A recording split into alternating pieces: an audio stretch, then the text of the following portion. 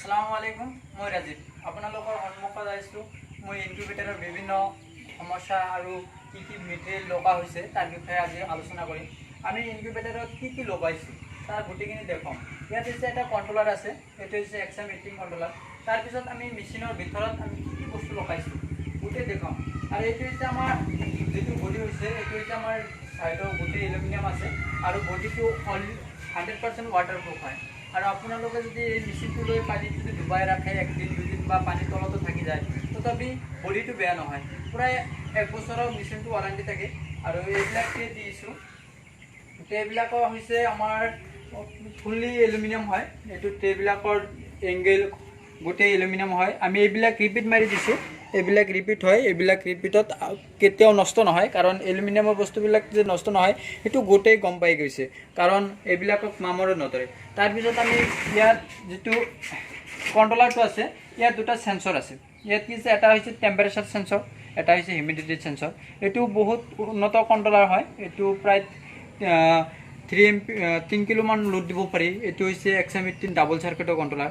আৰু ভিতৰত যিটো ফেচিলিটি হয় তাৰ মেচিনৰ লগত আৰু এটা আছে, কি হৈছে যিটো আমি হিউমিডিটিৰ প্ৰব্লেম চাওঁ, সেই হিউমিডিটিৰ প্ৰব্লেমৰ কাৰণে এইটো আমি কি কৰোঁ, ইয়াত হিউমিডিটি ফায়াৰ এটা দিছোঁ। এই হিউমিডিটি ফায়াৰটোৱে অট'মেটিক কাম কৰিব। আৰু এই হিউমিডিটি ফায়াৰৰ কাৰণে ইয়াত এটা বুট লগা হৈছে, এইটো কণ্ট্ৰলাৰৰ লগত এডজাষ্ট কৰি লগা হৈছে। এই কণ্ট্ৰলাৰৰ যেতিয়া ইয়াত হিউমিডিটি লাগিব, তেতিয়া অট'মেটিক এই হিউমিডিটি ফায়াৰটোত লাইন দিব, তেতিয়া হিউমিডিটি পাই যাব।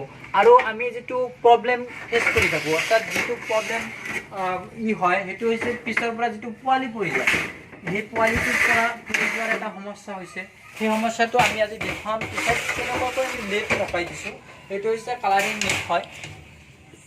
এই নেটটোত মানে পোৱালিটো পৰি যোৱাৰ সম্ভাৱনা নাথাকে। আৰু এই পিছপিনে আমি দুটা ফেন লগাই দিছোঁ। তাৰ লগতে আমাৰ বাল্ববিলাক এনেকুৱাকৈ ছেট কৰিছোঁ যাতে চাৰ্কেলিংটো এনেকুৱা হয়, পোৱালি আৰু কেতিয়াও মানে কম পাৰ্চেণ্টেজ নাহে। আৰু পিছপিনে এতিয়া দেখুৱাম আৰু মেচিনটো কি লগাইছোঁ, মেচিনটো কমপ্লিট দেখুৱাই আছোঁ আজি। আৰু এইটো লৰচৰ কৰাৰ কাৰণে আমি কি কৰিছোঁ, ইয়াত হেণ্ডেল লগাই দিছোঁ ধৰাৰ কাৰণে। এটা ঠাইৰ পৰা আৰু এটা ঠাইলৈ লৰচৰ কৰি ক'ৰবাত ল'ব পাৰিব, একো প্ৰব্লেম নহয়, কৰিব পাৰিব।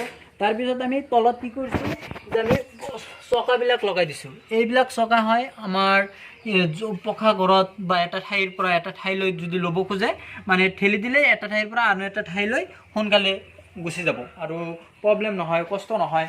আৰু তাৰপিছত আমি পিছপিনে যিটো ফেচিলিটি কৰিছোঁ, এইটো হৈছে আমাৰ এডজাষ্ট ফেন হয়, অভাৰ টেম্পাৰেচাৰ। যেতিয়া আমাৰ মেচিনটো অভাৰ টেম্পাৰেচাৰ হৈ যায়, তেতিয়া কি কৰিব, এই এডজাষ্ট ফেনটো অট'মেটিক চালু হৈ যাব।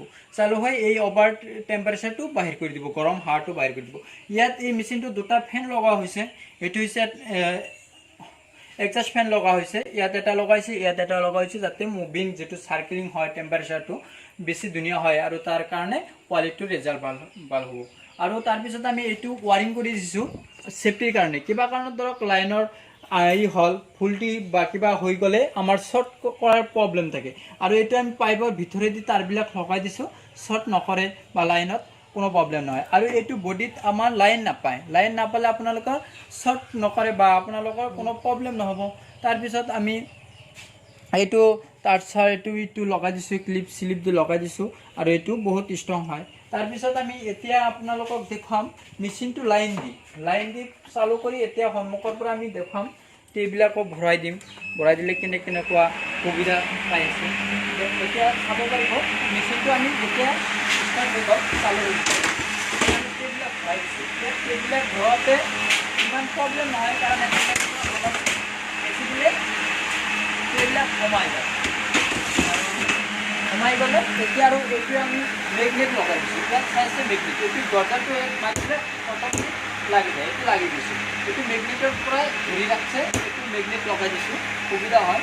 কাৰণ এনেই বা আপোনালোকে চিটকাৰি বা কিবা কি লগাই দিয়ে, এইবিলাক কি হয় প্ৰব্লেম হৈ যায়, মানে কিবা কাৰণত মামৰে ধৰি যায়, কাৰণ ইয়াত অভাৰ হিউমিডিটি থাকে। অভাৰ হিউমিডিটি থকাৰ কাৰণে প্ৰব্লেম হয়। এইটো প্ৰব্লেম আমি ফেচটো কৰিছোঁ, কাৰণ এইটোৰ কাৰণে আমি এই সুবিধাটো কৰিছোঁ।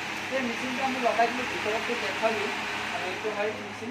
তাৰপিছত আমাৰ ইয়াত আৰু কি ফেচিলিটি পাব, কি ধৰণৰ মেচিন পাব আমি দেখাম।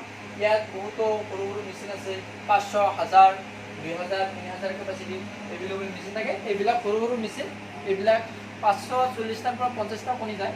এইবিলাক মেচিন আমি ডেলিভাৰী কৰি আছোঁ। আমাৰ পূৰা নৰ্থ ইষ্টতে আমি দি থাকোঁ, বিভিন্ন ঠাইলৈ য'ত ল'ব খোজে আমাৰ পৰা মেচিনবিলাক ল'ব পাৰিব। আমি গাড়ীত ডেলিভাৰী কৰি দিওঁ। যদি কোনোবাই বেলেগ ষ্টেটৰ পৰা ল'ব খুজি আছে, কোনো চিন্তাৰ কাৰণ নাই, আমি কুৰিয়াৰত ডেলিভাৰী কৰি দিওঁ।